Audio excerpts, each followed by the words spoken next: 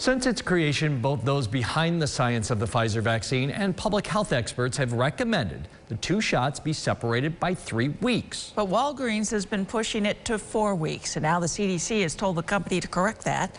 News Channel 9's Julia LeBlanc takes a look at how impactful that time frame really is. When Colleen Casey went to Walgreens to get her first dose of the Pfizer vaccine, she noticed they scheduled her second dose in 4 weeks instead of 3. So I went into my email for my second dose and it said you can edit that because they're going to change it based on CDC recommendations, but you can't. Now, Colleen Casey is not alone in this. Walgreens has been scheduling its Pfizer shots 4 weeks apart, despite the recommendation to keep it at 3.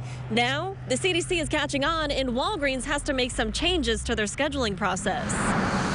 As for why Walgreens is doing this, a spokesperson says, quote, to ensure that no dose is administered earlier than the authorized intervals and patients are able to complete the series vaccination. The CDC standing by its recommendation. And if for some reason you can't get the second Pfizer dose in 3 weeks, a spokesperson says, quote, the second dose of Pfizer and Moderna COVID-19 vaccines may be administered up to 6 weeks, 42 days after the first dose.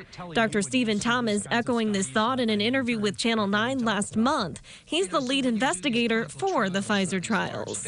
What's important is that you don't get the vaccine earlier than 3 weeks or earlier than 4 weeks in Moderna. We've seen that when vaccines are given too close together, that sometimes the immune response cannot be what you want it to be. So while it's been confusing for customers and worrisome for others, turns out getting your Pfizer shot a week later than recommended should still do the job. Julia LeBlanc, News Channel 9. Walgreens says for those who already have a second dose booked 4 weeks after their first, they can check the website 48 hours before the 3-week time frame to see if they can score a new appointment.